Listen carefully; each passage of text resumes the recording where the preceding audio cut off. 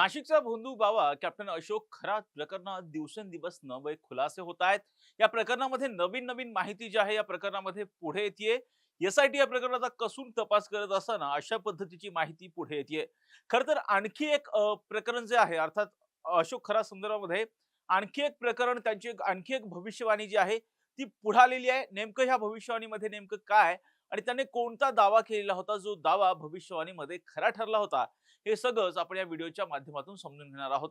नमस्कार, मी राजरत्न जोंधळे आणि तुम्ही पाहताय top news Marathi. Captain Ashok Kharat याने अनेक लोकांना त्यांचं भविष्य सांगण्याच्या नावानं फसवलेलं होतं. तसे अनेक पुरावे सुद्धा आता एसआयटीच्या हाती लागलेले आहेत. या प्रकरणामध्ये एसआयटी कडून कसून तपास होतोय. परंतु अशोक खरात याने केलेली एक भविष्यवाणी जी की 1999 ची होती, ती भविष्यवाणी अखेर खरी ठरली आहे. ती भविष्यवाणी नेमकी काय हेच आता आपण पाहणार आहोत. अशोक खरात याने एक भविष्यवाणी केली होती. त्या भविष्यवाणीनुसार त्याने एका आमदाराच्या विजयाचा दावा केला होता आणि केवळ विजयाचा दावाच केलेला नव्हता, तर त्या विजयाची जी मार्जिन आहे ती अगदी ॲक्युरेट सांगितलेली होती आणि त्याचबरोबर त्या विजयाचा जल्लोष जो आहे तो त्या आमदाराला करता येणार नाही. त्याचं महत्त्वाचं कारण म्हणजे त्या आमदारांच्या 2 कार्यकर्त्यांच्या मृत्यूचं भाकीत सुद्धा याच कॅप्टन अशोक खरात याने केलं होतं. या संदर्भामध्ये एक जे पुस्तक आहे, नामकर्ण आवारे यांचं एक पुस्तक आहे. त्या पुस्तकामध्ये असा खळबळजनक दावा करण्यात आलेला आहे. नामकर्ण आवारे हे जे आहेत खरं तर ते माणिकराव कोकाटे यांचे कार्यकर्ते असल्याची सुद्धा माहिती जी आहे ती पुढे येते. भोंदूबाबा अशोक खरात याच्या काळ्या कारनाम्याचा तपास सध्या जो आहे एसआयटीच्या पथकाकडून केला जातोय.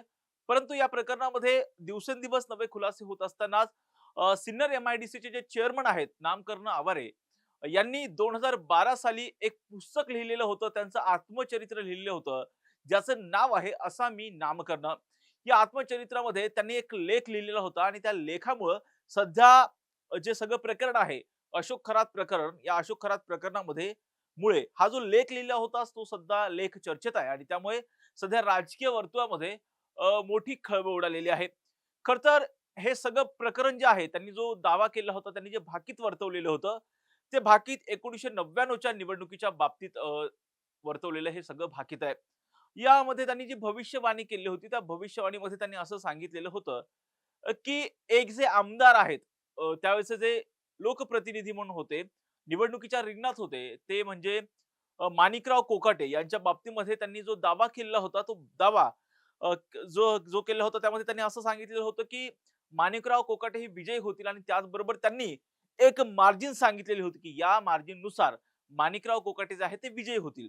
नामकर्ण आवारे यांचं जे पुस्तक आहे, असा मी नामकर्ण, त्या पुस्तकामध्ये पान नंबर 182 ते 194 हे जे 13 पानं आहेत, त्या 13 पानावरती सिद्ध पुरुषांच्या सहवासात असा एक अशा शीर्षकाखाली एक अशोक खरात याच्यावरती एक लेख लिहिण्यात आलेला आहे आणि या लेखामध्ये हा दावा केलेला आहे.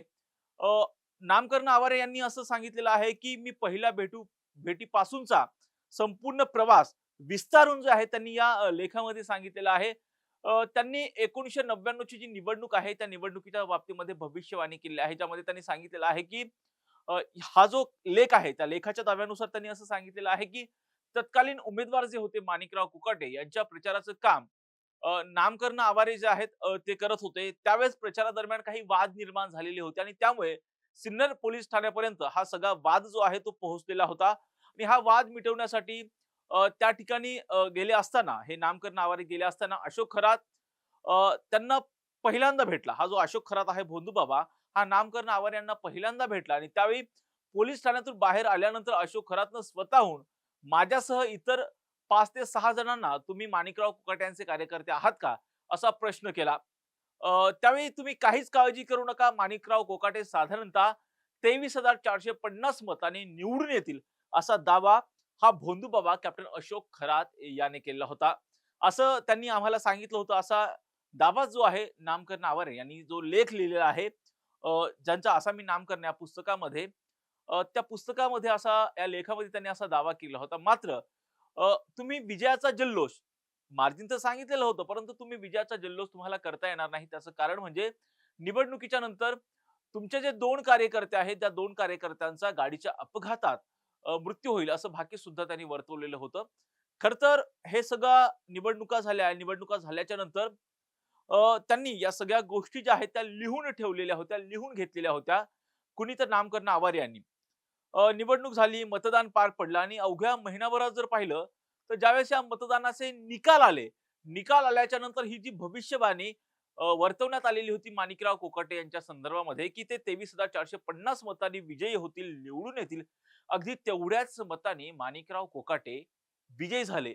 त्याचबरोबर असा दावा जो आहे त्या पुस्तकामध्ये जो लेख लिहिलेला आहे भोंदूबाप्पा खरात याच्यावरती, त्याच्यामध्ये हा दावा करण्यात आलेला आहे. दुसरी एक महत्त्वाची बाब म्हणजे त्याच वेळी ज्यावेळेस मतमोजणी होऊन परतच असताना शिंदे गावाजवळ एक दुर्घटना घडून खरातने सांगितल्याप्रमाणे माणिकराव कोकाटे यांच्या 2 कार्यकर्त्यांचा जागेवरच मृत्यू झाल्याचा दावा, उल्लेख सुद्धा या लेखामध्ये हा जो पुस्तक आहे असा मी नामकरण या पुस्तकामध्ये करण्यात आलाय. यामुळे कुठेतरी परत एकदा हा भोंदूबाबा चर्चेत आलेला आहे. त्यांनी केलेला जो दावा होता, की माणिकराव कोकाटे या स्पेसिफिक मताधिक्यानं विजयी होतील, त्याचबरोबर त्यांच्या 2 कार्यकर्त्यांचा अपघातात मृत्यू होईल. तो दावा अगदी तंतोतंत खरा ठरलेला आहे, असा दावाच या पुस्तकामध्ये करण्यात आलेला आहे. खरं तर नामकरण आवारे हे जे आहे सिन्नरमधील जगदंब पतसंस्थेचे संस्थापक आहेत. याच पतसंस्थेमध्ये अशोक खराची तब्बल 32 खाती असल्याचं सुद्धा तपासात निष्पन्न झालेलं आहे. एकाच व्यक्तीची एवढ्या मोठ्या प्रमाणात खाती कशासाठी होती? त्यातून नेमके कोणते आर्थिक व्यवहार पार पडलेले आहेत? याचा तपास सध्या शिर्डी पोलीस करतायत. याच मुद्द्यावरून सुषमा अंधारे यांनी सुद्धा काही दिवसांपूर्वी एक पत्रकार परिषद घेतलेली होती. या पत्रकार परिषदेमध्ये सुद्धा त्याने या लेखासंदर्भामध्ये दावा केलेला होता. त्यामुळे आता हे जे नामकरण आवारे आहेत यांची सुद्धा चौकशी केली जाण्याची शक्यता आता वर्तवली जातीये. यांच्या चौकशीमधून हे जे नामकरण आहेत त्यांच्या चौकशीमधून कोणती धक्कादायक माहिती पुढे येते हे पाहणं महत्वाचं असणार आहे आणि या प्रत्येक घटनांची अपडेट आम्ही टॉप न्यूज मराठीच्या माध्यमातून आपल्यापर्यंत पोहोचवणारच आहोत. यासाठी तुम्ही पाहत राहा टॉप न्यूज मराठी. आपला महाराष्ट्र, आपली बातमी.